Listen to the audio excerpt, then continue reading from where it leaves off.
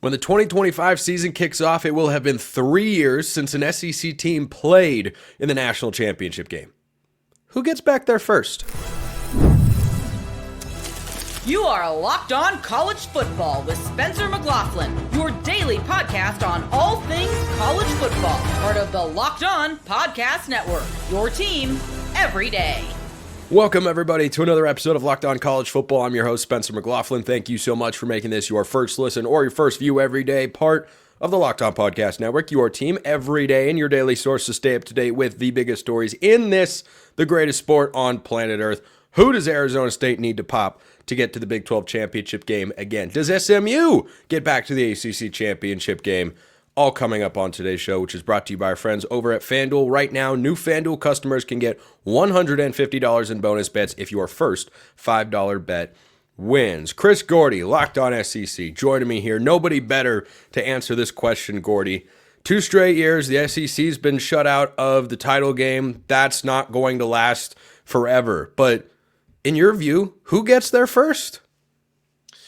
Yeah, I mean, like if I was setting odds, right? If I'm a betting man, I would probably say Georgia. It's the best chance, right? They went back-to-back national championships, and then, 2 years ago didn't make the field because of that close loss to Alabama in the SEC title game. Most people still thought they were still a top 4 team in the country. One obliterated Florida State in the bowl game, but missed the playoff. And then this year made the playoff, but nobody had a lot of faith once they lost Carson Beck, their quarterback, and they threw Gunnar Stockton in there, and it just wasn't enough against Notre Dame offensively. And so, 2 back-to-back disappointing endings of the season for Georgia, but they were still the SEC champion. They still beat a really good Texas team in the SEC title game, and they still recruited at a high level. So if they can get the quarterback thing figured out, and it sounds like it'll be an open competition between Ryan Puglisi and Gunnar Stockton in the spring, but if they can get that part figured out, they'll get back to dominant run game. They'll get back to dominant defense, and it's a Kirby Smart hallmark. And so I would set them as the odds-on favorite to get to the championship this year. I think the running game has to return at some level. When Stetson Bennett won back-to-back national championships, yeah, he was really good. He put up, Heisman caliber numbers. He didn't win the award, of course, but he was really good. But I felt like Georgia had the ability to control games on the ground a lot easier than they did this past year, where it just wasn't there. But Nate Frazier's a tremendously talented back, and if they can get the offensive line figured out, I think that's a pretty solid pick. But, Gordy, as much as I want to go to Alabama because we're all so familiar with that Crimson A that just appears in championship games and wins a lot of football games all the time, I think I would have Alabama third, actually, because I like Texas a lot. Not just this year, but in the years to come. I feel like what Steve Sarkisian is building there in Austin is incredibly sustainable, and I think he's proven for the last couple of years how much he has elevated himself as a head coach, where there were questions when he first got there, like 5-7. Wait, what the heck is it? And you give it a little bit of time, you let it build, and I love their core of returners this year. Like, quite frankly, it's early to be making, playoff and national championship picks. Gordy, I don't know how Texas isn't in the top 4 again. Well, I will say this. They are losing a ton, particularly on the offensive line. I mean, Jake Majors was a hallmark at the center spot.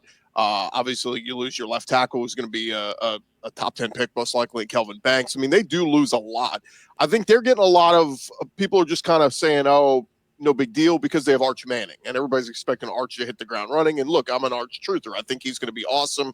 I think the receivers will be awesome. But you lost a lot of leadership in that secondary on defense, and we'll see how quickly they can replace them. They've recruited at a high level, and oh, by the way, their SEC schedule is very navigatable once again this year. And so, look, a lot of people think Texas could get there, but look, Sark, 2 straight years of making the playoff and 2 straight years of close but no cigar, right? I mean, the close playoff loss to Washington, where they had the ball late and couldn't get down there and score, and then again, in the game against Ohio State, where they were right there on the goal line and just couldn't punch it in. So it's great they've gotten there, but I mean, Sark, I got to see you, like, you got to prove it to me.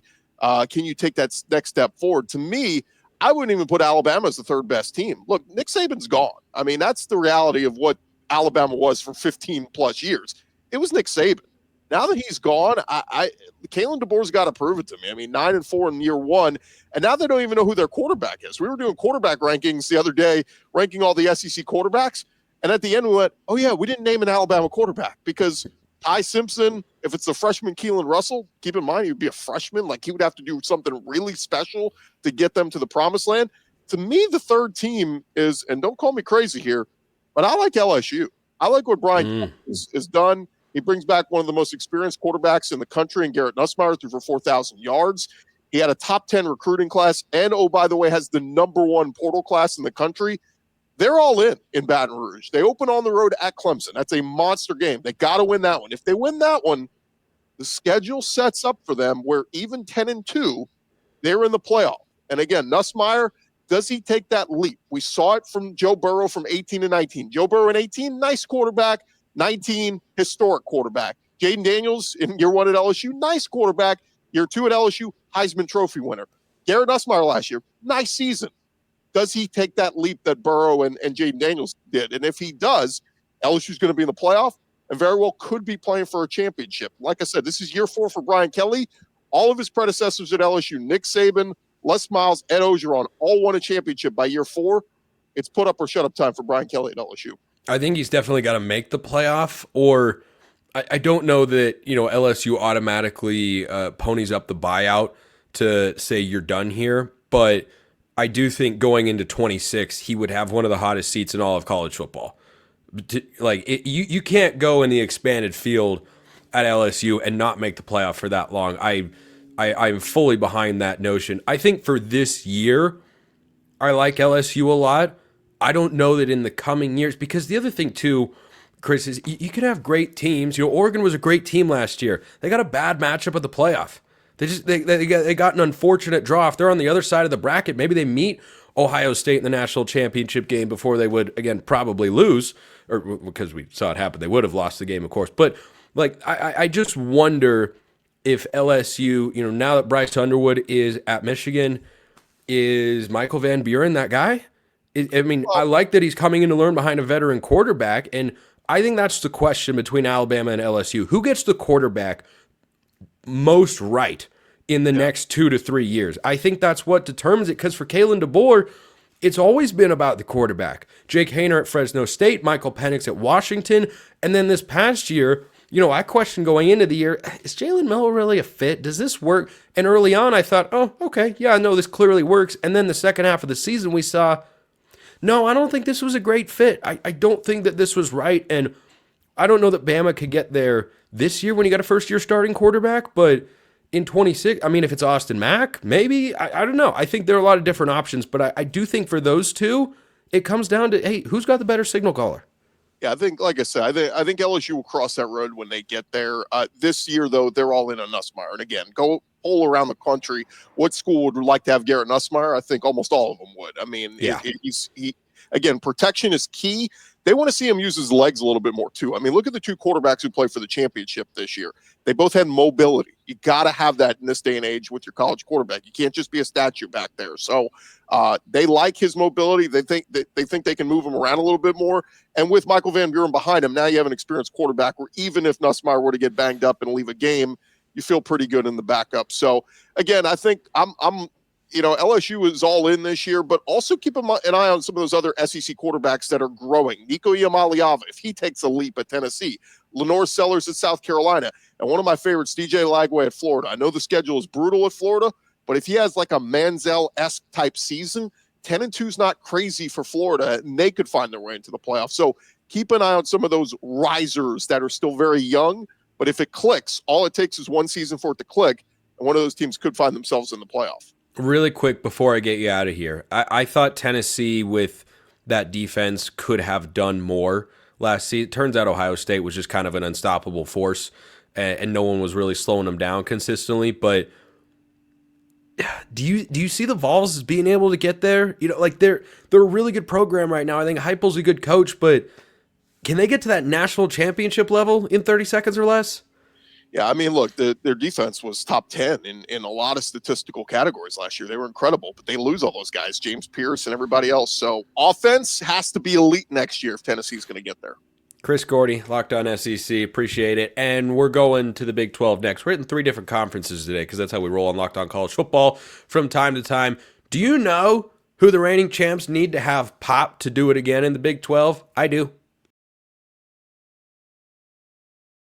First, this episode brought to you by FanDuel. When the game tips off, the NBA action, it's just getting started. There's no better place to get in on it than FanDuel, America's #1 sportsbook. With FanDuel, you can place live bets throughout the game, so even if you miss the opening tip-off or want to bet on a fourth quarter comeback, you can stay in the action. And if you're looking for a bigger payout, you can even combine your bets into a same-game parlay. Plus, this is a college football show. Do you want to bet on college football? FanDuel is the place to do it. You've got win totals, you've got conference title odds, national championship odds, Heisman odds. It's all over there at FanDuel.com. Right now, new FanDuel customers can get $150 in bonus bets if your first $5 bet wins. Just visit FanDuel.com to join today. That's FanDuel.com for your shot at $150 in bonus bets. Make every moment more with FanDuel, the official sports betting partner of the NBA.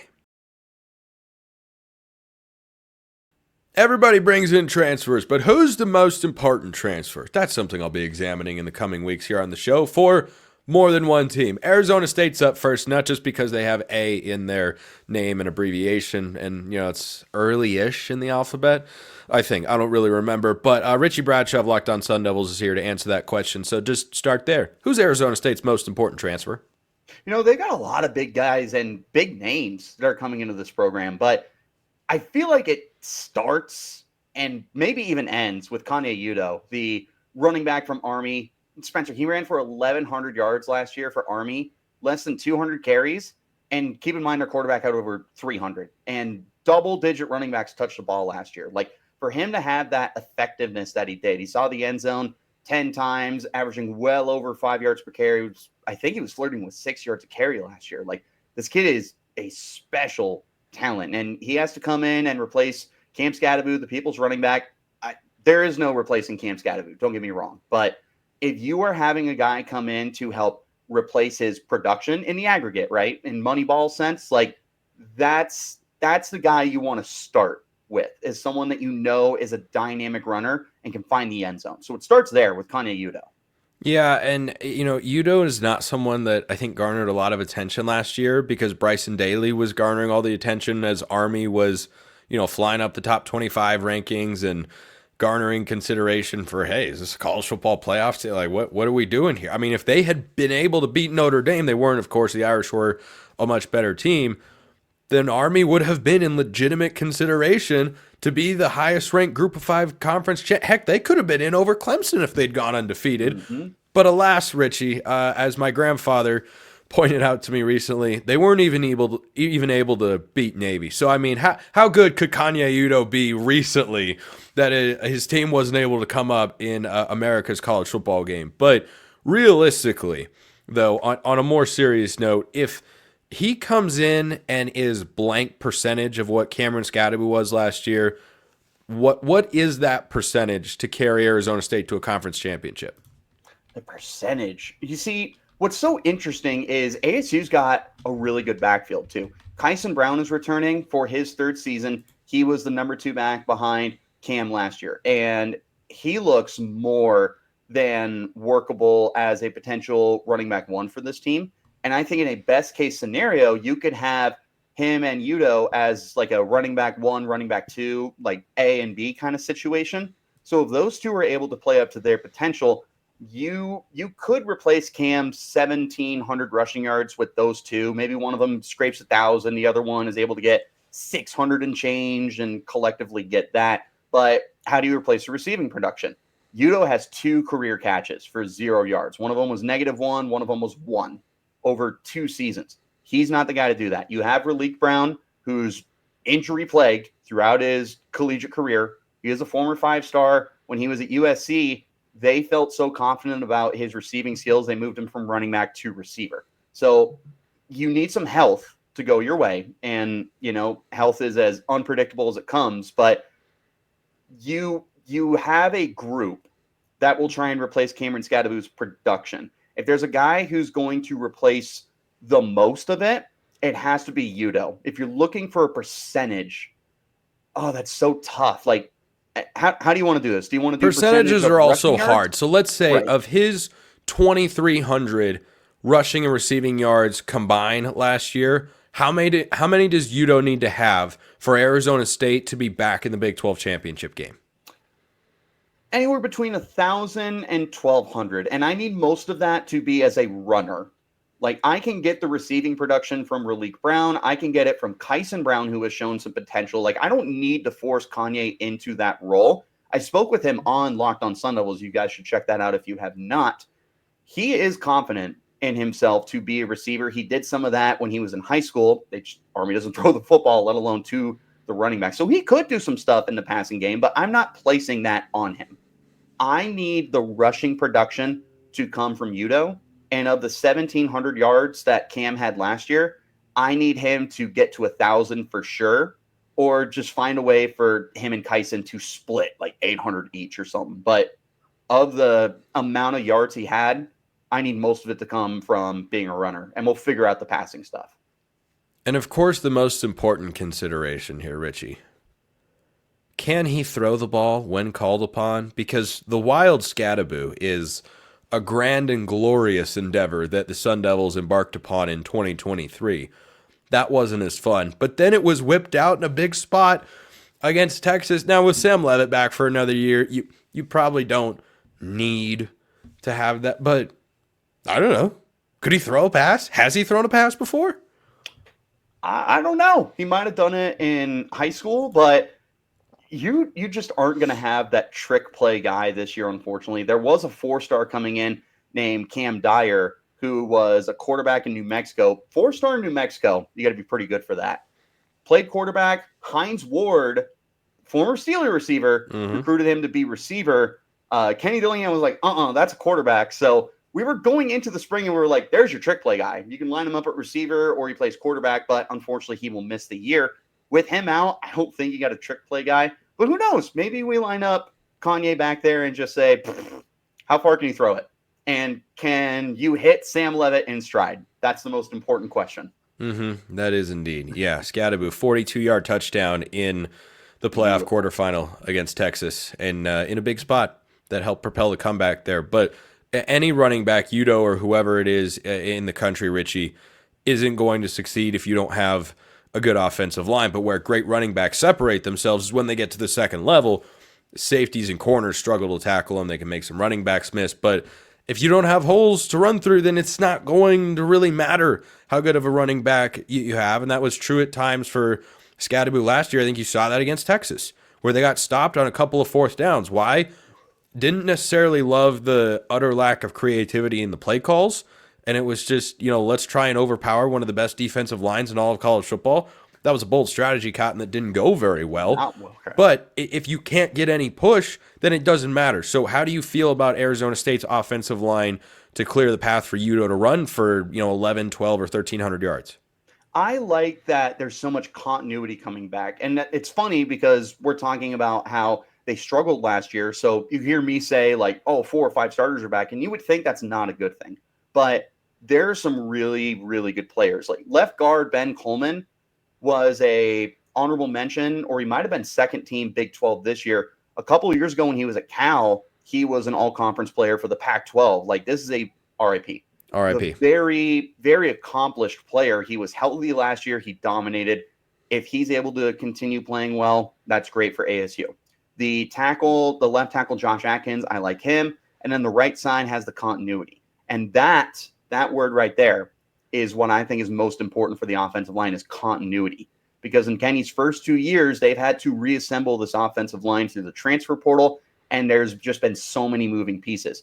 But with 4 or 5 starters from last year that are back, now these guys will be able to start gelling together. You need to find a home run at center. Lee Fotanu, who was first team all-conference, that's as difficult a guy to replace as any. But having the rest of those guys back with the same offensive line coach in Saga Tuateli and the offensive scheme and everything, as long as they're able to gel together, build the confidence together, and all that good stuff, I do think the offensive line does take a step forward this year. And they were a pretty good run blocking team, especially towards the end of the year when you could tell that they started to know how to work and talk with each other.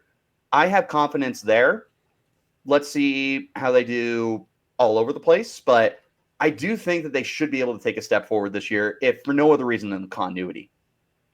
Arizona State, perennial Big 12 title contender. Get used to it, everybody. Richie Bradshaw, Locked On Sun Devils. We're going over to the ACC to wrap up this week of segments. SMU again? Not exactly again.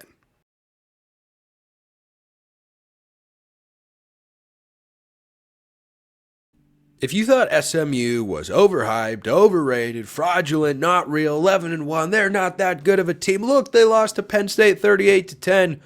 You might have a little bit of fodder available in 2025. So SMU returns Kevin Jennings at quarterback. More on him in a moment. That's notable because Rhett Lashley is a really good offensive coach, and this wasn't a quarterback change that I expected for the Mustangs going into last season. But for Jennings, he was really good and earned the starting job. But he now faces a significantly tougher schedule this year than what SMU faced last year. Remember, the Mustangs went 8-0 in the ACC in the regular season. They only lost to Clemson in the conference championship game in what was easily the best conference championship game that was played. I mean, it was a thriller. Now, the SEC title game was also very good, but the SMU game was wild. So, the difference for SMU this year, they don't have a win total up yet, according to our friends at FanDuel, but they not only have to go at Clemson for an ACC title game rematch on October 18th, they also have to play Miami at home. They've also got to play Louisville at home, and they have to go to Cal. Now, that's not as difficult of a game. It doesn't sound as difficult. I just look at the road trip factor. Go look at the numbers if you don't believe me. The teams that had to go at least 2 time zones over last year, which is what you'd, of course, be doing, going from Central Time Zone in Texas to the Pacific Time Zone over there in Cal because they're in the same conference now, because why the heck not? Yeah, that's not something that has been very easy. Remember, Michigan went to Washington and lost. Who do you think the better team was by the end of the season? You probably say Michigan. Well, they lost at Washington. Ohio State went to Eugene, lost to Oregon, then goes to the Rose Bowl, 2 time zones over, but bowl game and such, and on a neutral site, they smacked the Ducks, of course. So the good news for SMU, though, is they only have to leave the state of Texas once in the non-conference slate, and in their first 6 games, they only leave the state of Texas just one time. But they have a tougher lineup of teams, and I don't want to overlook Syracuse. I have talked about them on this very show. They're undergoing quarterback change, so maybe the Orange pull back a little bit. Maybe they do. Their wide receivers coach went to Oregon, Ross Douglas. We'll see how big of a loss that is for Fran Brown, who spoke very glowingly is the word I was trying to say there, about his wide receivers coach. I think Fran Brown's really good, and mostly they will be okay. But sometimes you lose an assistant, whether that's a position coach or a coordinator, and it throws you off a little bit. But Syracuse is still a team that, even though they have to go to Dallas, I'm not overlooking them. Not at all.